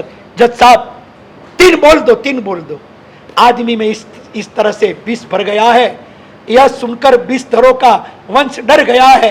शायद ऐसे आदमी को देख के ही लिखा होगा, आदमी में इस तरह से विष भर गया है, यह सुनकर विषधरों का वंश डर गया है। कल तुम रास्ते में चलते सुनोगे, शायद आदमी के काटने से सांप कोई मर गया है। समझ में आई मेरी बात? आदमी के काटने से सांप कोई, ऐसे आदमियों से के लिए ही ऐसा लिखा जाता है। सर्पों से भी ज्यादा जहर इसके दिलो दिमाग में भरा हुआ होता है, भरा हुआ होता है। जज ने कहा 3 बोलूं और छुरी चला देना। साहब आप 3 आधा बोलोगे वहां बचा दूंगा, मगर 3 जल्दी बोलो। मगर इतना ध्यान रखना, तुम्हें 1.25 सेर मांस लेने का अधिकार कोर्ट ने दिया है और लिखा पट्टी में भी यही है। ये मांस लेते लेते एक बूंद भी इसका लोहू का नहीं गिरना चाहिए, वो ध्यान रखना। एक बूंद भी लोहू गिरा, तुम्हें इसका लोहू लेने का अधिकार नहीं है। मांस ले सकते हो, एक खुंदरो टप्पो ही पड़ियो तो ध्यान रखो, आज सजा थोड़ा मत है। यही सजा तुमको दी जाएगी, तुम्हें छुड़ाया जाएगा और इनके हाथों में छुड़ा दिया जाएगा। 1, 2 और 3 चलाओ छुरी। खड़ा हो गए। सब ऐसे कैसे?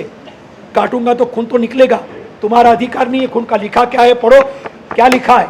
1.25 सेर मांस का अधिकार है, इनके खून बहाने का तुम्हें अधिकार नहीं है। सब कैसे मांस कैसे निकलेगा वो तुम जानो, वो मेरी बात नहीं है, तुम्हारी बात है। साहब ये तो नहीं हो सकेगा, नहीं हो सकेगा। पुलिस को कहा अब इसको पटको, ये बदमाश को जीने मत दो, ये जाएगा तो संसार से एक बुरा आदमी कम होगा, खत्म करो इसको, सुला दो इसको। पुलिसों ने पकड़ के उसको सुलाया और जज ने कहा सेठ अब तुम हाथ में ले लो, अब तुम हाथ में ले लो और एक छुरा लगाओ। कोर्ट तुम्हें ऑर्डर करता है, तुम्हें ऑर्डर है ये बदमाश को जितना हो सके उतना जल्दी ये संसार से विदा करो। ऐसे बदमाशों ने पूरे संसार को जफाओं में, दर्दों में और गमों में घुसेड़ दिया है। चलाओ छुरी, तुम्हें अधिकार। Order, order. जज ने फट फट ठोका, बैठ जाओ इसके पर। पुलिसों ने बिठा दिया। अब रोने की बारी इधर आई। दुरुस्ता है, वो जी हजूरी है, कोर्ट छोड़ के भाग गए। ध्यान रखना, मतलबी लोग मौका आने पर वो चौका लगाएंगे और मौको देखें चौको लगाई कदी छोड़े जाए, कोई ठा नहीं पड़ी, सब भाग गए। सेठ दुरुस्ता है। सेठ को बिठा दिया गया, छुरी दे दी और जज ने कहा चलाओ छुरी। अब सेठ छुरी हाथ में लिया है, वो दुरुस्ता है, कहता है सेठ मैं तुम्हारी गवाह हूं, હું આપણી ગાય हूं, મને माफ करो, મને छोड़ो, મને बचाओ, હું माफी मांगे रही हूं। तब जज ने कहा इनको मारने के समय तुझे याद नहीं आया था? तब याद नहीं आया था, अब सब याद आता है कि सेठ आपने तो मेरे पर उपकार किया है। सेठ ऑर्डर, कोर्ट का ऑर्डर, चलाओ छुरी। और तब ये सेठ उनके सामने नजर करके कहते जज साहब इस संसार के अंदर 2 सुखियों के बीच में स्पर्धा होती है और दुखियों के बीच में सहानुभूति। 2 श्रीमंतोની વચ્ચે સ્પર્ધા થાય છે અને 2 ગરીબોની વચ્ચે સહાનુભૂતિ। મારી વાત સમજાય? માર્કેટની અંદર શ્રીમંતો સ્પર્ધા કરે છે અને ગરીબો એકબીજાની જોડે સહાનુભૂતિથી જીવતા હોય છે। શેઠ કહે છે અને એ વખતે શેઠ એની પત્ની ત્યાં બેઠી છે અને ત્યાં જ એક શેઠના મોઢેથી એક ગીત નીકળે છે, હાથ જોડીએ। શેઠનું શું બોલવાનું થાય, શેઠની મહાનતા કયા હિમાલય શિખરને ટક્કર મારે, હાથ જોડી અને આપણે સાંભળીએ। 5 મિનિટમાં ફેંસલો। पापी ने तू प्यार करी ले, पापी नो उद्धार थसे। पापी ने तू प्यार करी ले, पापी नो उद्धार थसे। तारा नामे धर्म तनो दुनिया जय जयकार थसे। तारा नामे धर्म तनो दुनिया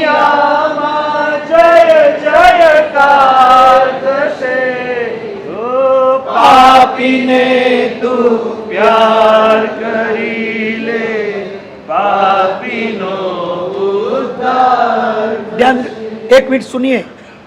सेठ का दिल क्या बोलता है? हाथ में छुरा है, कोर्ट ने 3 बार ऑर्डर किया, सेठ लगा दो छुरा, खत्म करो ये पापी को, ये दुनिया से इसको विदा कर दो। ऐसा पापी ज्यादा जिएगा, संसार में और तकलीफें आएगी और महामारी आएगी, खत्म करो इसको। मगर तब सेठ का मन क्या बोलता है वो सुनिए, हो सके तो साथ में बोलिए। ધર્મ કહે છે આ ધરતી પર જીવ બધાનો સરખો છે ધર્મ કહે છે આ ધરતી પર જીવ બધાનો સરખો છે ઊંચા નીચા કર્મ ભલે હો આત્મ સૌનો સરખો છે ઊંચા નીચા કર્મ ભલે હો આત્મ સૌનો સરખો છે સરખા સૌને તું સમજી લે सरखा सौने તું સમજી લે સૌની ઉપર પ્યાર થશે પાપીને તું પ્યાર કરી લે પાપીનો ઉદ્ધાર થશે તારા નામે ધર્મ તણો દુનિયામાં જય જયકાર થશે પાપીને તું પ્યાર કરી લે પાપીનો ઉદ્ધાર થશે હેત ભર્યા જે તુજ હૈયામાં એની ઉપર ઢોળી દે હો હેત ભર્યા જે તુજ હૈયામાં એની ઉપર ઢોળી દે કરુણાની પાવન ધારામાં એના પાપ જબોડી દે હો કરુણાની પાવન ધારામાં એના પાપ જબોડી દે બંધ થયા જે ચક્ષુ એના બંધ થયા જે ચક્ષુ એના હળવે રહીને ખોલી દે એનો પણ ઉદ્ધાર થશે ને તારો પણ ઉદ્ધાર થશે એનો પણ ઉદ્ધાર થશે ને તારો પણ ઉદ્ધાર થશે તારા નામે ધર્મ તણો દુનિયામાં જય જયકાર થશે પાપીને તું પ્યાર કરી લે પાપીનો ઉદ્ધાર થશે अने सेठ ने उस समय जज के सामने कहा, जज साहब ये कपाल की ओर एक बार देख लो, केसर का तिलक करके आया हूं। ये तिलक करने वाला किसी के गले पर तलवार नहीं चला सकता है। केसर का तिलक है, इनका भी गर्व है और इसी की भी कोई मर्यादा होती है जज साहब। और उसने छुरा फेंक दिया, उनको खड़ा किया और गले लगा दिया। भैया मैं तुझे माफ करता हूं, एक शर्त के साथ, जो तूने 30 लाख रुपये मुझे दिए थे ब्याज समेत तू ले ले, अपना लेना देना पूरा हुआ। अगर तू लेता है तो सब कुछ माफ है। बात यहीं पूरी करे। शायद कोई किसी की जिंदगी के अंदर अब पैसे हाई के आना बंद हो जाएंगे, हराम के पैसे आना बंद हो जाएंगे और वो सोचेगा आज में जीवन जीने के लिए पैसे जरूरी है। हम भी मानते हैं पैसे जरूरी है, मगर खाना जरूरी है, मगर क्या खाना वो भी समझना, पहनना जरूरी है, मगर कैसे कपड़े पहनना वो भी जरूरी है। ये जरूरी चीज आज समझ के जाओ। पैसे जरूरी है, खाना जरूरी है, अभक्ष अनंत काय कंदमूल नॉनवेज ये नहीं खाया जाता है, इस तरह से पैसे जरूरी है, मगर हाय के और हराम के पैसे नहीं लिए जाते हैं। इतना भी कोई लेके जाएगा ना तो भी आज की शिविर एक बार, अब जब आपके पास पैसे आए एक बार तिजोरी में रखते, तिजोरी में रखते एक बार सोचना हाई का तो नहीं है ना, हराम का तो नहीं है ना। किसी हॉस्पिटल में जाओ ना तो ब्लड चढ़ाते, कभी ब्लड चढ़ाते ना मूलचंद भाई, मुकेश ब्लड चढ़ावे कि नहीं चढ़ावे? ब्लड चढ़ाते हैं ना, तो ब्लड चढ़ावे एમાં સીધે સીધું ચડાવી દે, ચેક કરે, શું ચેક કરે? Group A group, B group, C group check કરે, ઉલટા સુલટા ગ્રુપનું લોહી ચડાવી દે તો શું થાય? મરી જાય। આ ઉલટો સુલટો પૈસા આવે મરી જાઓ, ધ્યાન રાખજો, ના લે હાઈનો અને હરામનો પૈસો ના આવે। બ્લડ ચડાવતા પહેલા પણ ચેક કરવું પડે, તિજોરીમાં પૈસો મૂકતા પહેલા પણ એકવાર ચેક કરજે કરજે ને કરજે।